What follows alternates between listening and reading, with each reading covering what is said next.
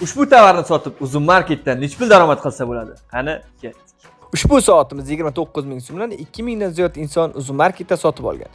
Bu soatimiz original bo'lmasa-da, lekin haftasiga 70 tadan inson sotib olyapti. Ana endi keling, mahsulotimiz, ya'ni 29 ming so'mdan olib tashlaymiz. Uzum market komissiya va logistika xarajati, ya'ni 11 ming so'mdan olib tashlaymiz hamda qolgan 18 ming so'mdan mahsulot tan narxini, ya'ni 11 ming so'm soatni summasi uchun olib tashlaymiz. Shunda bizda qoladi 7 ming so'm.